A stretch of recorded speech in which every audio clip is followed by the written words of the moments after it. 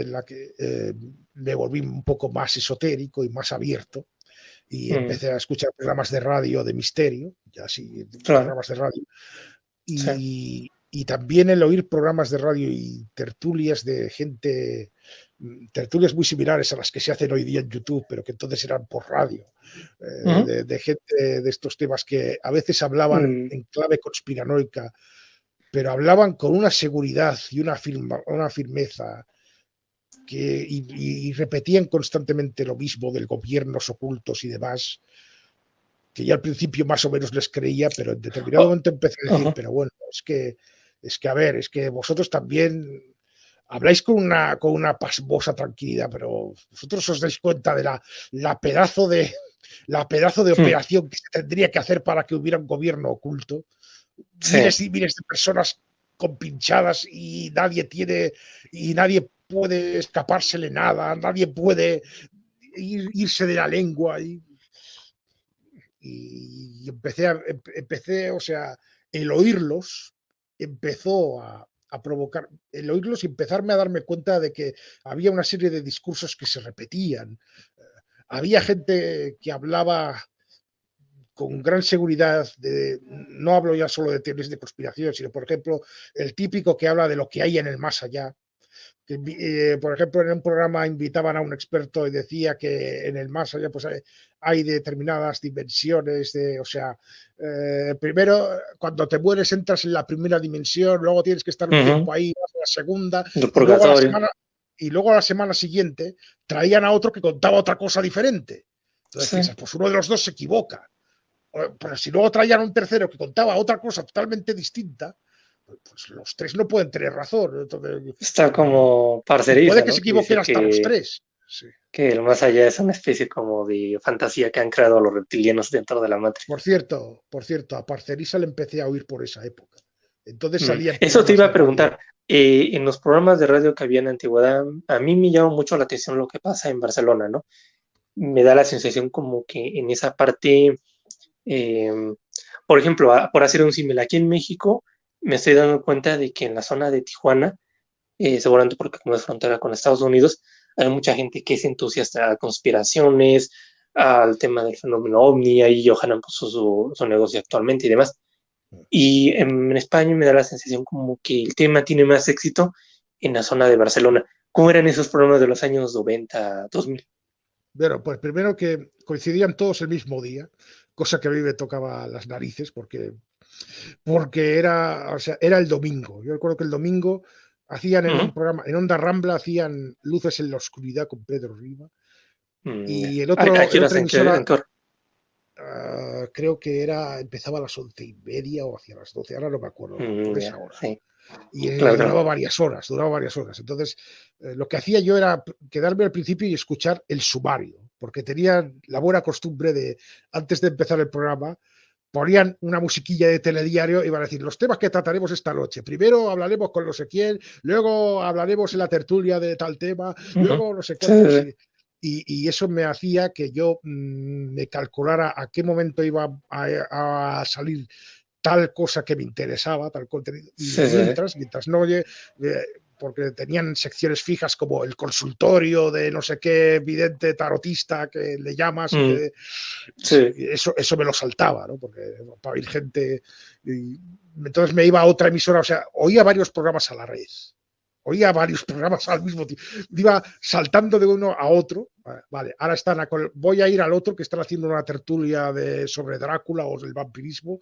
Vale, ahora voy a ir al otro, a este otra vez de que están hablando. Había un programa también que hablaban en catalán que se llamaba El Gran Sábado, que este programa me gustaba mucho.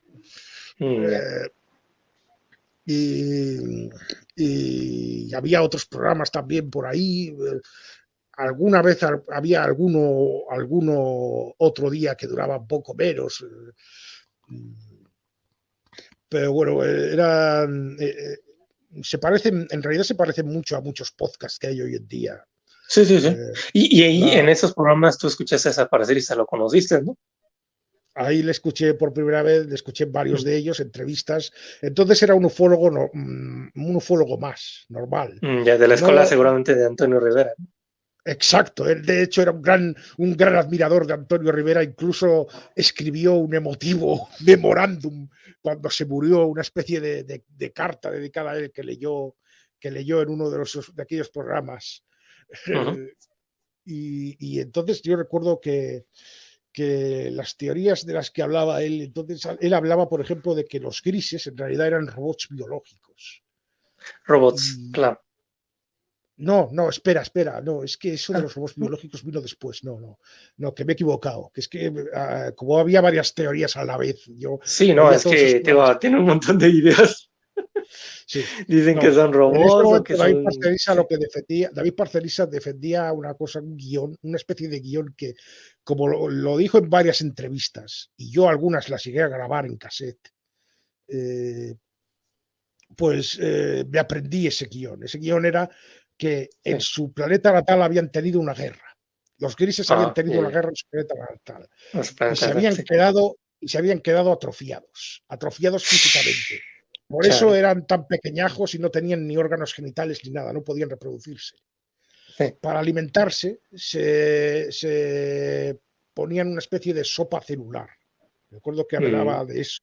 Lo decía con esas palabras, una sopa celular, sopa donde iba celular. Mm. por el cuerpo, En la se la actualidad distribuían dirían que por es el la de... cuerpo Claro. y la absorbían con la piel, Ah, ya. Era una especie como de pomada, ¿no?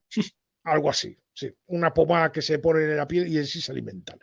Y que los Claro. objetivos de las abducciones eran crear una especie de híbrido para poder volver a reproducirse. Ya, ya, ya. Ese era el guión de la historia que decía Parcerisa. Y también Parcerisa en aquella época habló de,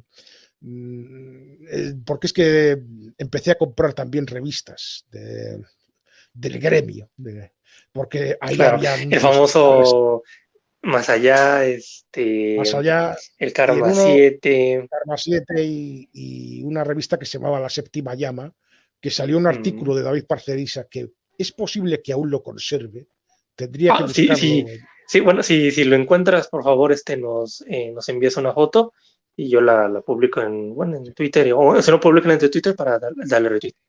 La verdad que, Pues digo, era un artículo porque, sobre bueno, considero vampirismo. sí, perdón, nada más un inciso, que había yo comentado en el programa de Mario Dalit con Juan Chia, de que, bueno, todos los que somos fans del misterio y demás, debemos, si tenemos archivos, pues ir publicarlos, ¿no? Ahí en internet y demás para que sea de libre acceso, porque pues sí, pues esos programas de los 90 y 2000 sería bueno acceder a ellos, principalmente para estudiar cómo han evolucionado las creencias, ¿no? Porque es curioso esto que nos estás contando de las creencias que tenía David Parceris, ¿no? Y bueno, Sí. continúa con el tema ese de edicios de la revista que tenía el artículo. Bueno, pues la revista era La Séptima Llama Mm, y algún día tendremos que hablar también de lo que pasó con La Séptima Llama, mm. que hubo una polémica con ellos. Ok, Pero muy bueno, bien, sí, sí, sí. este artículo en concreto hablaba de vampirismo y era un artículo de varias páginas de David Mm, Parcerisa tomando partido por el vampirismo, diciendo que el vampirismo tiene que existir porque si dudamos del vampirismo, dudamos de todos los testimonios de la historia. O sea, ya. que mencionaba que, bueno, que hay crónicas que hablan de casos de vampirismo como el caso de Arnold Paole y otros, que sería ahora un poco largo de explicar, pero decía bueno, que hay casos registrados de vampirismo, entonces tendríamos que dudar de ellos. Y si dudamos de ellos, tendríamos que dudar de todo lo que dice la historia. Que es un curioso argumento. En el tema del vampirismo no ha cambiado mucho. En otros temas Ya me quizás sí, imagino. pero en Sí. el tema del vampirismo, porque a veces aún he visto que hoy día lo trata y lo trata igual, exactamente. Claro, Él proponía, lo él que ya me hablaba imagino de, una discusión. Me imagino una discusión entre el representante de Tristan y David bueno, Parceriza. Uno diciendo, bueno, es que Bram Stoker ¿cómo se llama? Bram Stoker escribió Drácula por los jesuitas y el otro diciendo, no, es que los vampiros sí existen. bueno, sí, sería muy interesante de ver. Sería Lo cierto es que en el artículo hablaba de las diferentes dinastías vampíricas, de las diferentes Ujú. especies, Sí. que son las diferentes criaturas vampíricas que hay en las tradiciones de los países del este.